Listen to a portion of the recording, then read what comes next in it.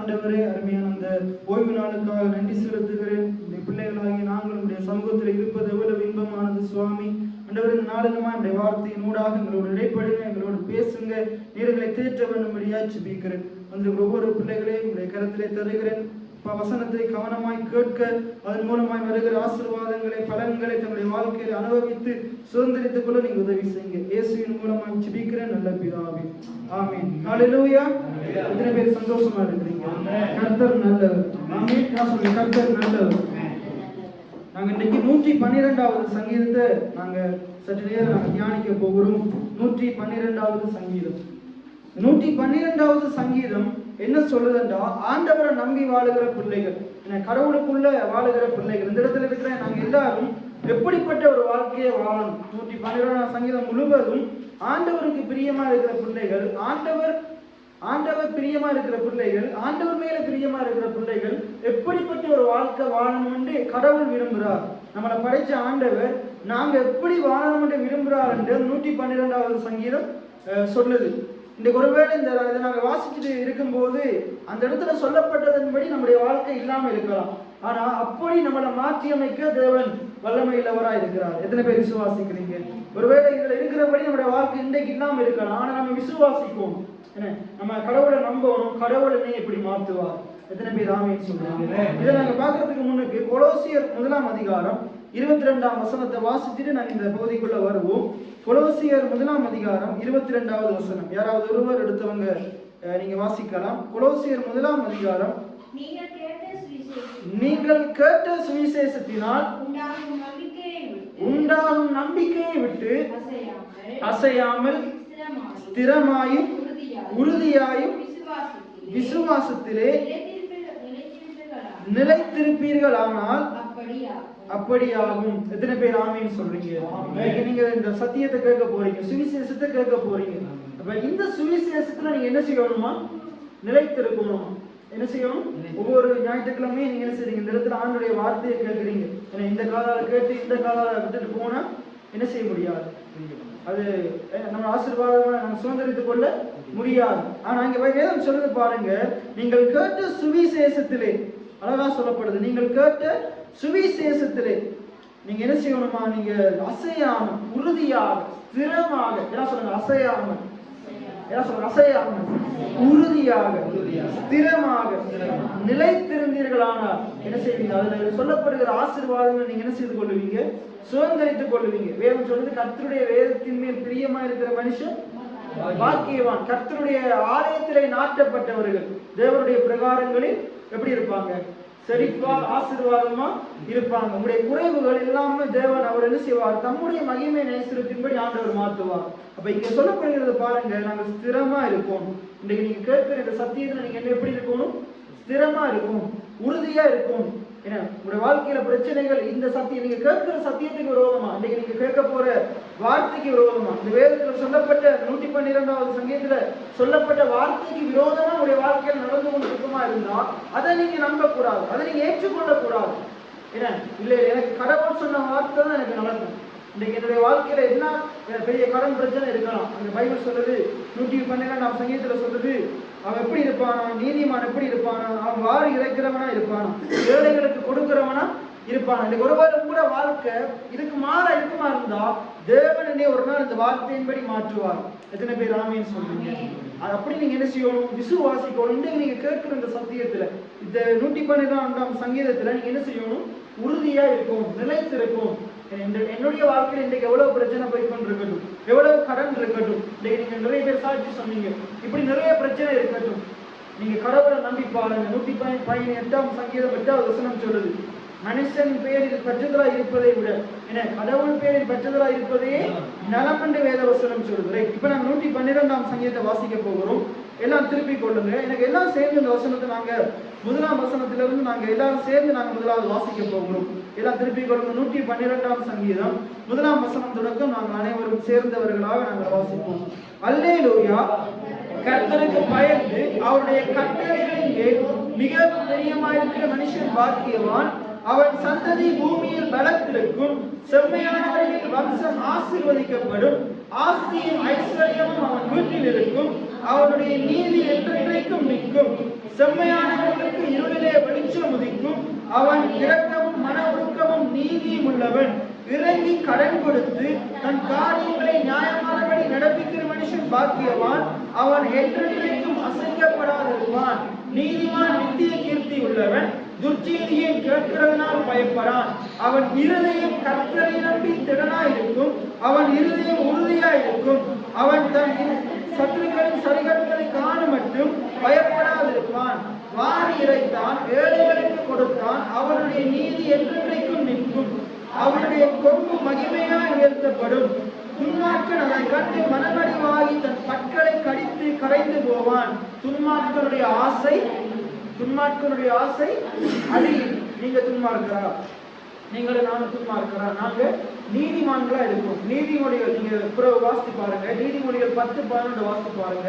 அந்த 11ஆம் அதிகாரத்துல சொல்லப்படுகிறது, நீதிமான்களுடைய ஆசை நன்மையே. எல்லாம் சொல்லுங்க, நீதிமான்களுடைய ஆசை நன்மையே. நம்முடைய ஆசை என்னது? நன்மையா. நமக்கு ஆண்டவர் ஆசைதான் நமக்கு தான் தர்றார். பைபிள் சொல்லுது, ஆண்டவர் நமக்கு விருப்பங்களையும் செய்கைகளையும் உண்டு பண்ணுகிறவரா இருக்கிறார். நமக்கு ஒரு ஆசையை தருகிறவர் யாரு? ஆண்டவர் தான் ஆசையை தர்றார். இன்னைக்கு இந்த அதிகாரத்தை வாசிக்கும் போது பாருங்க, 2வது 3வது வசனத்தை வாசிங்க. அவன் சந்ததி பூமியில் பலத்திருக்கும். இன்னைக்கு நம்முடைய சந்ததி ஏன்னா இந்த பட்டணத்துல நம்மளோட சந்ததி பலத்திருக்கணும், ஏன்னா நல்லா இருக்கணும். எத்தனை பேர் ஆசைப்படுறீங்க? அதுக்கு அடுத்த வசனம் சொல்லுது, ஆஸ்தியும் ஐஸ்வர்யமும் அவன் வீட்டில் இருக்கும். எத்தனை பேர் அதை ஆசைப்படுறீங்க? என்ன ஆஸ்தியும் ஐஸ்வர்யமும் எங்க இருக்கணும்? அவன் வீட்டில் இருக்கணும். அப்ப இது என்னதான்? இந்த இப்படிப்பட்ட ஆசையை யார் தர்றா? கடவுள் தர்றார். கடவுளுடைய ஆசை எப்படிப்பட்டதா இருக்குது? வானத்துக்கும் பூமிக்கும் எவ்வளவு உயரும். அவர் நீங்க எப்படி வாழணும் வளரணும் என்று அவர் அவ்வளவு பெரிய ஆசை கொண்டிருக்கிறார். எத்தனை பேர் ஆமீன் சொல்றீங்க? ரைட். அப்படிங்க சொல்லப்படுது பாருங்க, கர்த்தருக்கு பயந்து அவருடைய கட்டளைகளில் மிகவும் பிரியமா இருக்கிற மனுஷன் பாக்கியவான். இன்னைக்கு எத்தனை பேர் ஆண்டோடைய வார்த்தையை நீங்க நேசிக்கிறீங்க? கர்த்தருடைய வேதத்தின் மேல் பிரியமா இருந்து, வேதத்தின் மேல் பிரியமா இருந்து, ஆண்டுடைய வார்த்தையில நமக்கு என்ன இருக்கணுமா? பிரியம் இருக்கணும். ஆண்டுடைய வார்த்தை எப்படிப்பட்டதா இருக்குது? அது தீபமா இருக்குது. நம்முடைய பாதைக்கு அது வெளிச்சமா இருக்குது. இத்தனை பேர் ஆமீன் சொல்றீங்க? வசனம், ஆண்டவர் எல்லாவற்றையும் எப்படி உண்டாக்கினார்? வார்த்தையினால் உண்டாக்கினார். உங்களுடைய வாழ்க்கையில உங்களுக்கு தேவையானவைகளை எப்படி உண்டாக்க முடியும்? ஆண்டுடைய வார்த்தையை பயன்படுத்தி உண்டாக்க முடியும். எத்தனை பேர் ஆமீன் சொல்றீங்க? ஆண்டுடைய வார்த்தையை பயன்படுத்தி உண்டாக்க முடியும். ரைட். அப்ப உங்களுக்கு என்ன தேவைண்டா? ஆண்டுடைய வார்த்தையின் மேல நீங்க பிரியமா இருக்கும். ஆண்டுடைய வேத வசனத்தின் மேல பிரியமா இருக்கும். ஏன்னா நீங்க என்ன ஒவ்வொரு நாளும் ஆண்டுடைய வார்த்தை சொல்றது, இரவும் பகலும் வேத வசனத்தில் தியானமா இருக்கிற மனுஷன் பாக்கியவான். அவன் ஆசீர்வதிக்கப்பட்டிருப்பான். அவன் ஏற்புடையவனா இருப்பான். திருவழியத்துல வாசித்தீங்கன்னா அவன் ஏற்புடையவனா இருப்பான். ரைட். அப்ப கர்த்தருடைய வேதத்தின் மேல நம்ம எப்படி இருக்கணுமா? பிரியமா இருக்கணும். அவன் கடவுளுடைய பிள்ளை எப்படி இருக்கணும்? எதுல பிரியமா இருக்கணும்? வேதத்துல பிரியமா இருக்கணும். இன்னைக்கு நீங்க உங்களை ஆராய்ந்து பாருங்க. வெளியே சொல்ல போனா உங்களை நீங்க ஆராய்ந்து பாருங்க. இன்னைக்கு நீங்க என்ன காரியத்தின் மேல, எதுக்கு நீங்க அதிக நேரத்தை கொடுக்குறீங்களோ அதன் மேல நீங்க பிரியமா இருக்கிறீங்க. இன்னைக்கு ஒரு நாளைக்கு 24 மணித்தியாலம்டா நீங்க எதுக்கு அதிக நேரத்தை கொடுக்குறீங்க? எதுக்கு அதிக டைம் ஸ்பெண்ட் பண்றீங்க? இன்னைக்கு நிறைய பேர் என்ன செய்வாங்க? தூக்கத்துக்கு அதிக நேரத்தை செலவிடுவாங்க. வேலை ஸ்தலத்துல அதிக நேரத்தை செலவிடுவாங்க. சில பேர் என்ன தங்களுடைய விருப்பமான நபர்களோடு அதிக நேரத்தை செலவிடுவாங்க. நானும் நீங்களும் ஆண்டுடைய வேதத்தின் மேல பிரியமா இருக்கும், அதன் மேல தியானமா இருக்கும். இப்ப நான் சொல்லல ஒரே நீங்க என்ன செய்யுங்க, பைபிள் எடுத்துக்கொண்டு பைபிள் வச்சுக்கொண்டே இருந்தேன்னு சொல்லல. நீங்க இன்னைக்கு என்ன செய்றீங்க? காலம் எழுமணும்னு ஒரு சிறிய ஒரு 1/4 மணி நேரம் 1/2 மணி நேரம் வேதத்தை தியானிக்கிறீங்கடா. அன்றைக்கு நீங்க போகிற இடத்துல வருகிற இடத்துல ஏன்னா வேலை இடங்கள்ல அந்த வார்த்தைகள் உங்களுடைய சிந்தையில போய்கொண்டே இருக்கும். ஏன்னா தியானமா இருக்கிறதுண்டா அது சொல்லுவாங்க அசம் போடுறது. என்ன அந்த கிறிஸ்தவ இதுல சொல்லுவாங்க அசம் போடுறது அப்படின்னு முணுமுணுக்கிறது. ஆனா நம்ம என்னத்தை முணுமுணுத்து கொண்டிருப்போம்? நம்முடைய வாழ்க்கையில் இருக்கிற பிரச்சனைகளை முணுமுணுத்து கொண்டிருப்போம். வாழ்க்கையில் இருக்கிற போராட்டங்களை கடனை முணுமுணுத்து கொண்டிருப்போம். ஆனா தியானமா இருக்கிறதுண்டா ஒரே பைபிள் எடுத்துக்கொண்டு இப்படியே இருக்கிறது இல்லை.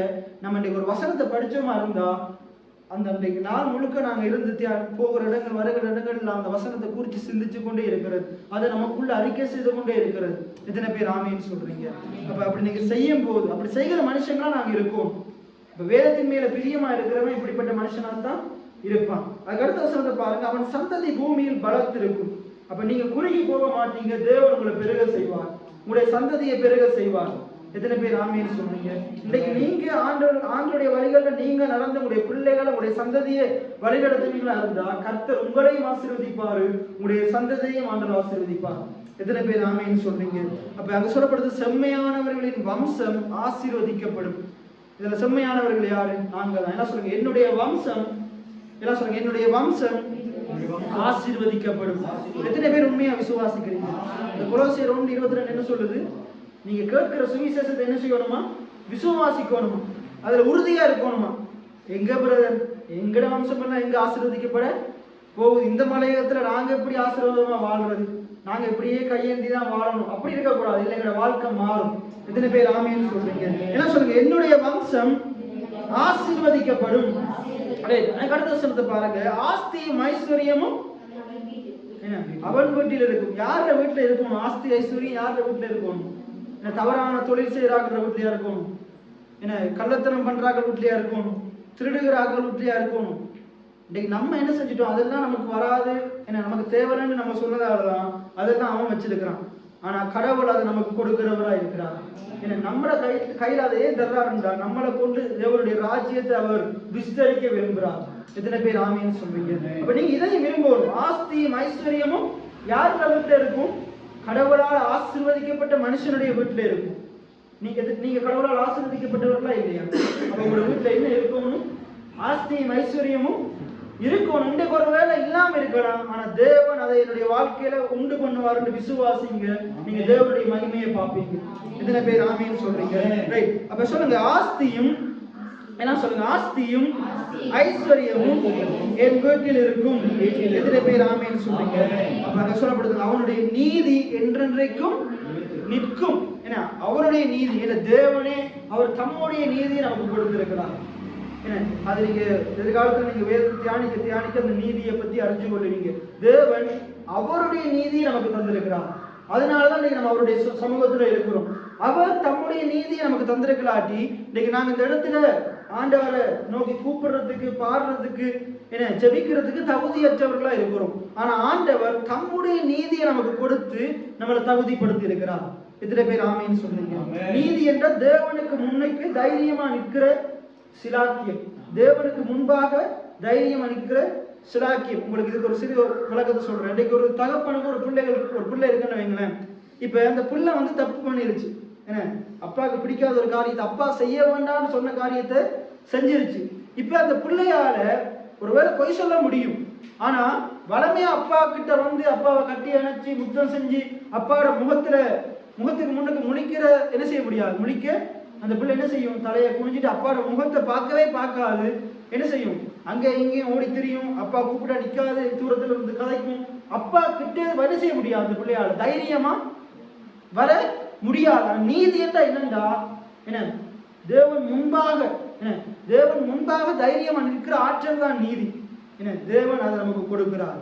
என்ன இங்கிலீஷ்ல சொல்லுவாங்க நீதிக்கு ரைச்சஸ்னஸ். என்னது ரைச்சஸ்னஸ்? அது ஷார்ட்டா சொன்னா ரைட். என்ன சரி.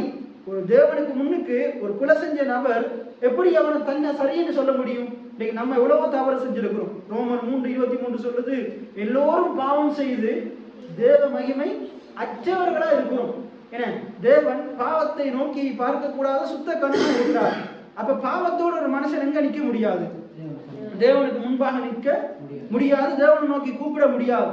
ஆனா இயேசு கிறிஸ்துவை அனுப்பி என்ன செய்தார்? நமக்காக அவர் பாவமானார். எத்தனை பேர் ஆமென் சொல்றீங்க? 2 கொரிந்தியர் 5:21 நமக்காக அவர் பாவமானாரு, அவருடைய நீதியை நமக்கு தந்தார். எத்தனை பேர் ஆமென் சொல்றீங்க? 2 கொரிந்தியர் 5:21 சொல்லுது, நாங்கள் அவருடைய நீதியை பெற்றவர்களா இருக்கிறோம். அப்படின்னா என்னது? தேவன் முன்னுக்கு நிற்கிற சலாக்கியத்தை உடையவர்களா இருக்கிறோம்.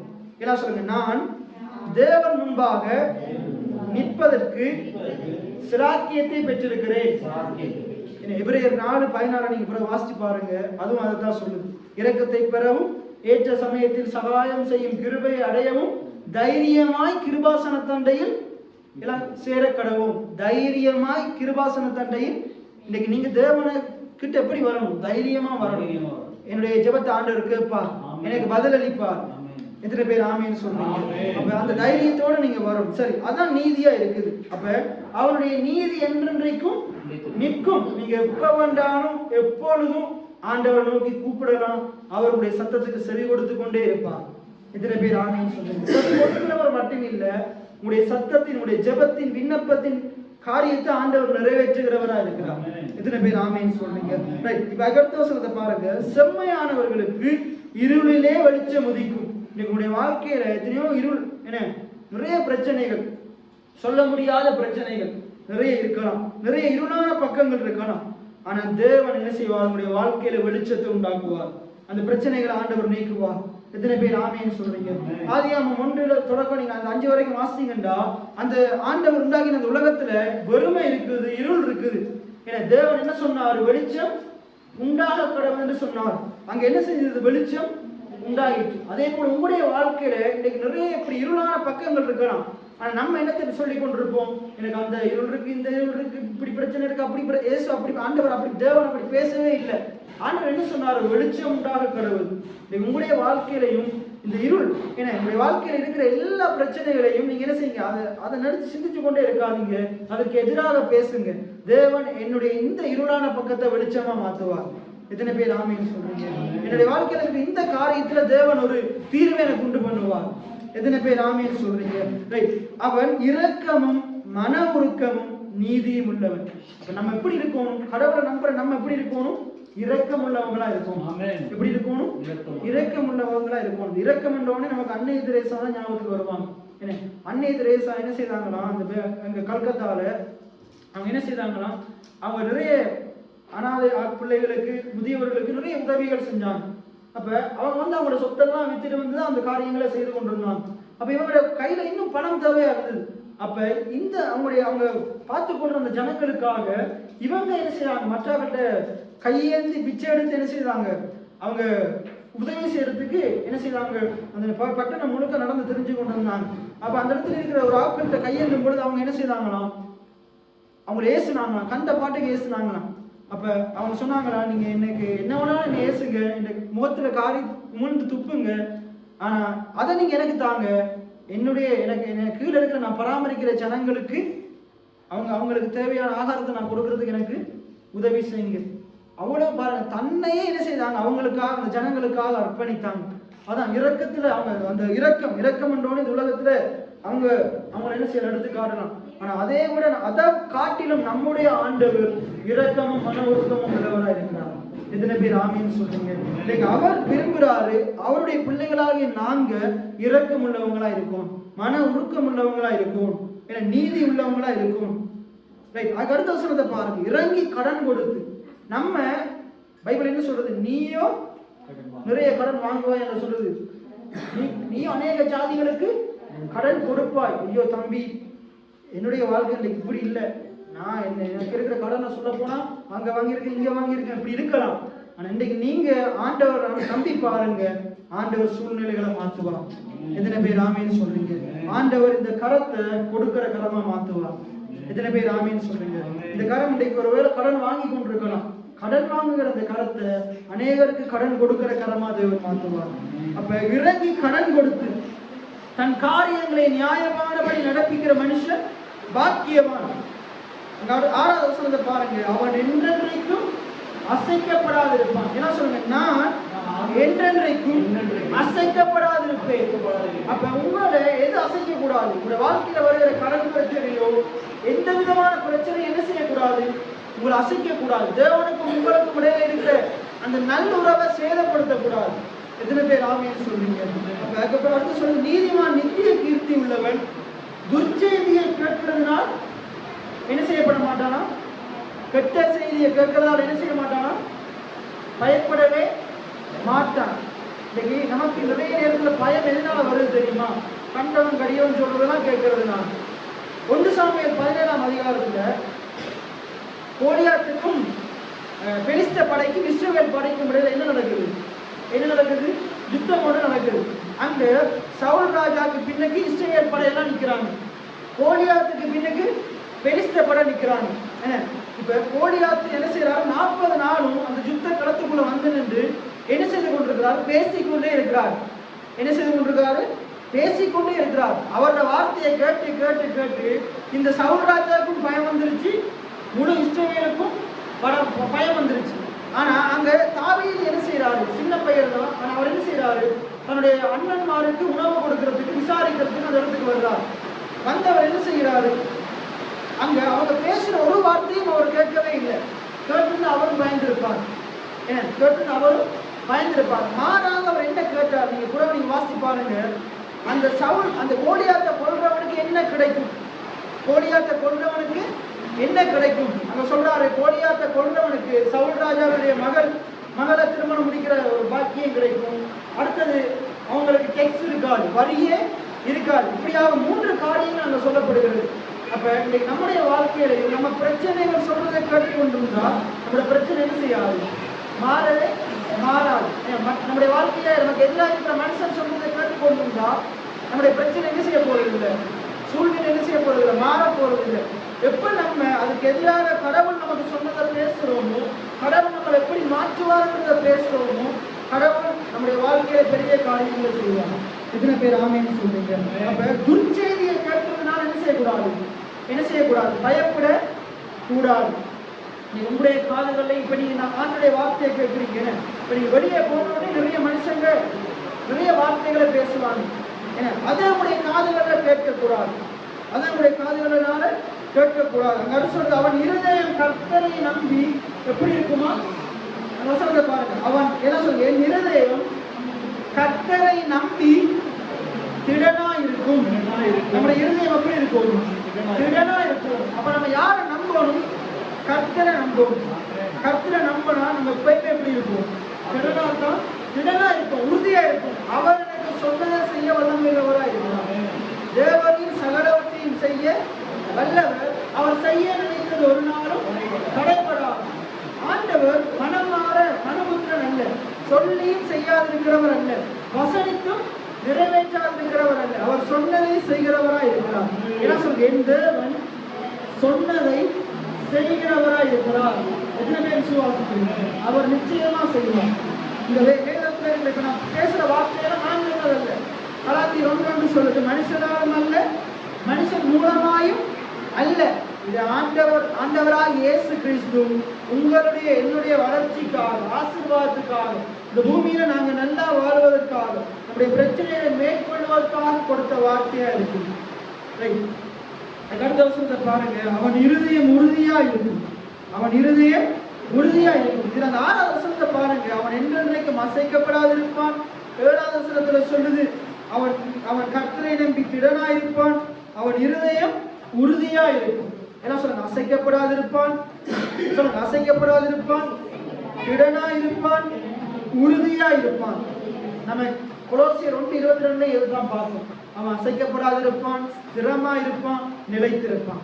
எத்தனை பேர் ஆமேன்னு சொல்றீங்க? கடவுள் கூட நம்ம எப்படி இருக்கணும்? அசைக்கப்படாம இருக்கும். எத்தனை பேர் ஆமேன்னு சொல்றீங்க? கடவுளுக்குள்ள எப்படி இருக்கணும்? உறுதியா இருக்கணும்.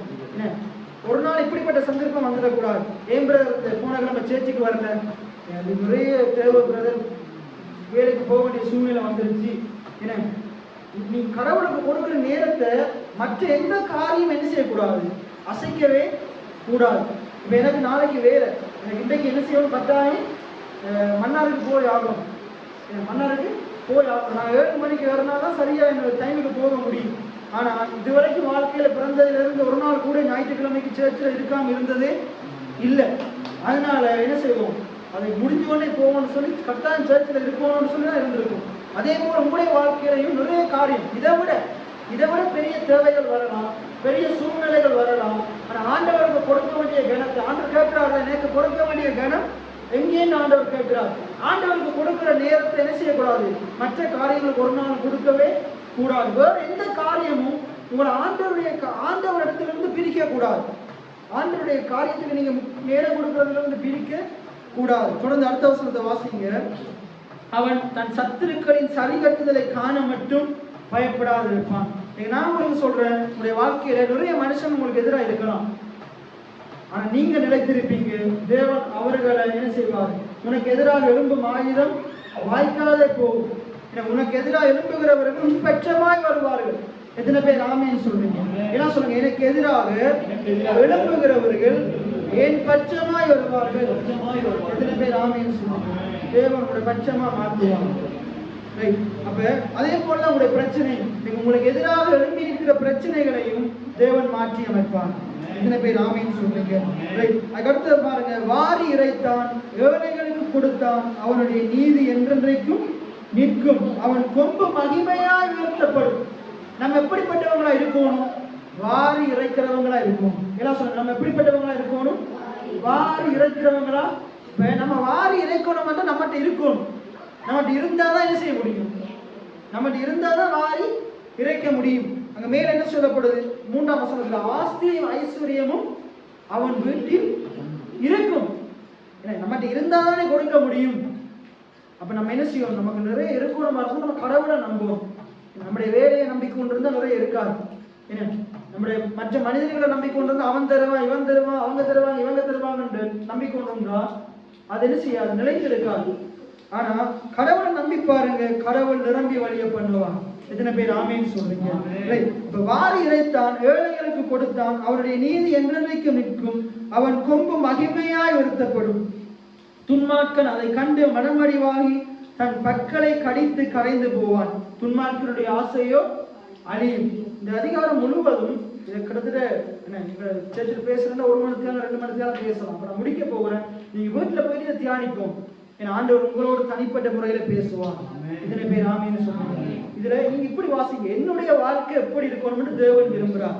இப்ப இந்த 112ஆம் சங்கீதத்துல ஆண்டவர் என்ன எழுதி வைத்திருக்கிறாரு? நான் எப்படி இருக்கும், என்னுடைய வாழ்க்கை எப்படி இருக்கும், என்னுடைய இருதயம் எப்படி இருக்கும்? உறுதியா இருக்கும். எல்லாம் சொல்லுங்க, உறுதியா இருக்கும், ஸ்திரமா இருக்கும், அசையாம இருக்கும். அப்ப நீங்க என்ன செய்யணும்? கேட்ட சத்தியத்துல நிலைத்து இருக்கும். என்ன சொல்லுங்க? கேட்ட சத்தியத்துல நிலைத்து இருக்கும். நிலைத்து இருக்கிறதா என்ன? இவைகளையே தியானித்துக் கொண்டிருக்கும், இவைகளையே பேசிக் கொண்டிருக்கும், இவைகளையே சிந்திச்சு கொண்டிருக்கும். இப்ப நீங்க சர்ச்சை விட்டு வெளியே போன உடனே திருப்பி என்ன, உங்களுடைய வாழ்க்கையில இந்த பிரச்சனைகள் மண்டைக்குள்ள வந்துடக்கூடாது. அது வந்தாலும் நீங்க என்ன செய்யணும்? இந்த காரியத்தின் மேல நோக்கமா இருந்து பாருங்க, கடவுள் எல்லாவற்றையும் மாற்றி அமைப்பார். எத்தனை பேர் ஆமீன் சொல்லுங்க? இப்ப நீங்க நிலைத்திருக்கும். ஒருவேளை காரியங்கள் மாறாத மாதிரி இருக்கலாம், பிரச்சனைகள் கூடுற மாதிரி இருக்கலாம், கடன் பிரச்சனை இன்னும் கூடுற மாதிரி இருக்கலாம். ஆனா கடவுளுக்குள்ள நீங்க உறுதியா இருக்கும்போது ஆண்டவர் ஒரு ஏற்ற காலத்தை ஏற்படுத்துவார். ஏற்ற காலத்தில் ஆண்டவர் ஆண்டுடைய தயவு வெளிப்படும், ஆண்டுடைய கிருபை வெளிப்படும். ஏற்ற காலத்தில் ஆண்டவரை உயர்த்துவார். ஆண்டுடைய வார்த்தை என்ன சொல்லுது? ஏற்ற காலத்துல நம்ம ஆண்டவர் நம்மளை உயர்த்தும்படி அவருடைய பலத்த கைகளுக்குள் அடங்கி இருங்கள். நீங்க ஆண்டுடைய கரத்துக்குள்ள ஆண்டவருக்குள்ள இருந்து பாருங்க. ஆண்டவர் சரியான நேரத்துல உங்களுடைய சூழ்நிலைகளை மாற்றி, உங்களுடைய பிரச்சனைகளை மாற்றி, உங்களுடைய தேவைகளை சந்தித்து ஆண்டவர் எல்லாவற்றுக்கும் மேலாக உங்கள் தலைகளை நிமிர பண்ணுவார். எத்தனை பேர் ஆமீன் சொல்றீங்க? அப்படியே நாங்கள் அனைவரும் எழுந்து நின்றவர்களாக ஒரு பாடலை பாடி நாங்கள் இந்த ஆராதனை நிறைவு செய்ய போகிறோம். ஆண்டவருக்கு இந்த கொடுக்க போகிறோம். இந்த ஒருவேளை உங்களுடைய வாழ்க்கையில அப்படியே கண்களை மூடி இருக்கும் போது உங்களுடைய தேவைகள் நிறைய காரியம் உங்களுக்கு தேவையா இருக்கலாம்.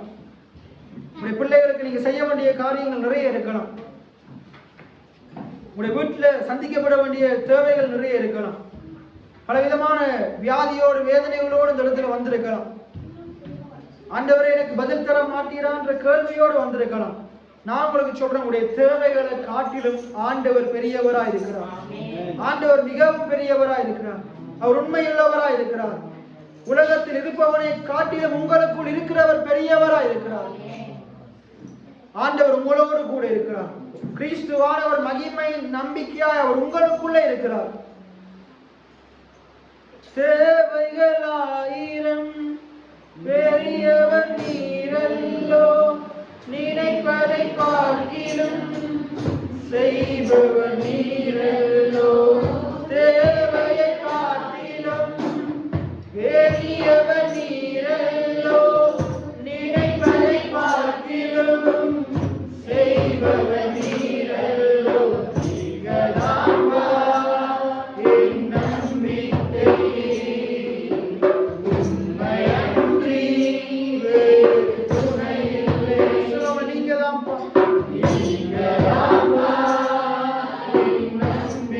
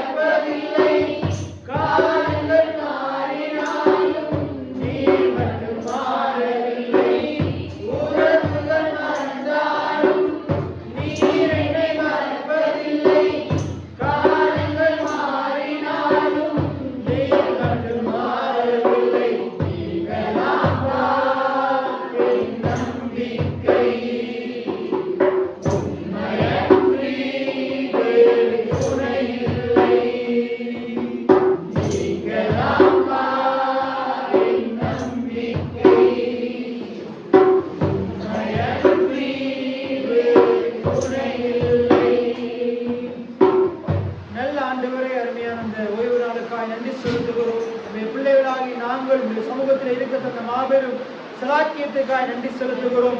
நாளிலுமாய் அப்பா நாங்கள் உண்மை ஆராதித்தோம், உண்மை நமஸ்கரித்தோம். அப்பா உங்களுக்கு விண்ணப்பங்களை ஏறெடுத்தோம். அவைகள் எல்லாவற்றுக்கும் நீர் ஏற்ற நேரத்தில் எங்களுக்கு பதிலை தருவீர் என்று நாங்கள் நம்புகிறோம் சுவாமி. அதுபோல உடைய ஜீவனுள்ள உங்களுடைய வார்த்தைகளை கேட்டோம் சுவாமி. அந்தவரை இந்த வார்த்தைகளை நாங்கள் நிலைத்திருக்க, அசையாமல் ஸ்திரமாக நாங்கள் ஒவ்வொருவரும் உறுதியா இருக்க எங்கள் ஒவ்வொருவருக்கும் நீர் உதவி செய்ய வேண்டும்படியா ஜெபிக்கிறோம். எங்களுக்காக கொடுத்த நீதிக்காக, கிருபைக்காக, இரக்கத்துக்காக நான் நன்றி செலுத்துகிறோம் ஆண்டவரே. அப்பா நாங்கள் எவ்வளவு எங்களுடைய பிரச்சனைகள் எவ்வளவு பெரிதா இருந்தாலும், எங்களுக்கு தேவைகள் எவ்வளவு ஆயிரமா இருந்தாலும், நாங்கள் அனைவரும் உண்மையிலே பற்றுதலா இருக்க, அப்பா கர்த்தரையை நம்பி இருக்க, நீர் எங்களுக்கு ஏற்ற நேரத்திலே பதிலை கொடுக்க மட்டும் நாங்கள் அசையாமல் ஸ்திரமாய் உறுதியா இருக்க எங்கள் ஒவ்வொருவருக்கும் நீர் உதவி செய்ய வேண்டும்படியா ஜெபிக்கிறேன். வந்த ஒவ்வொரு பிள்ளைகளையும் உடைய கரத்திலே தருகிறேன். கிறிஸ்து இயேசுவின் சிந்தப்பட்ட இரத்தத்துக்குள்ளே ஒவ்வொருவர்களையும் நான் பிரவேசிக்கிறேன் சுவாமி. அந்த பிள்ளைகளை நீங்க பாதுகாத்துருங்க. அந்த பிள்ளைகளுடைய தேவைகளை சந்திப்பீராக. பிரச்சனைகள் சூழ்நிலைகள் மாறுவதாக, எல்லாம் அவருடைய வாழ்க்கையை விட்டு பேர்ந்து போவதாக, சமுத்திரத்திலே தள்ளுண்டு போவதாக.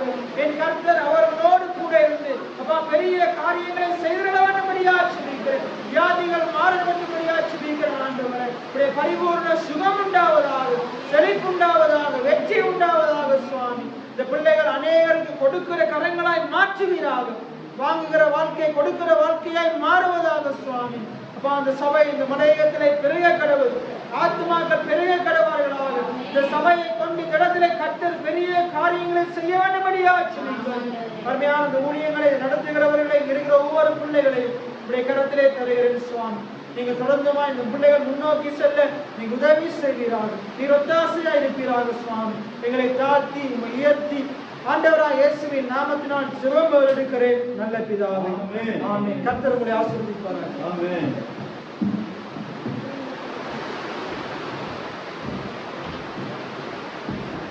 ஆமென். ஆமென். அருமையான வார்த்தையா இருந்துச்சு. ஆமென். உண்மையா எத்தனை பேருக்கு பிரயோஜனமா இருந்துச்சு. ஆமென். உண்மையில ஒரு வாலிப பிராயத்துல அருமையா கர்த்தருடைய வார்த்தையை பகிர்ந்து கொள்ள வாலிப பிராயம் எடுத்து பாவிக்கப்பட்டிருக்குது. என்ன கர்த்தர் அவரை மென்மேலும் ஆசீர்வதித்து நடக்கும்படியாக நாங்கள் ஒவ்வொருவரும் அவரை நாங்கள் செபித்துக்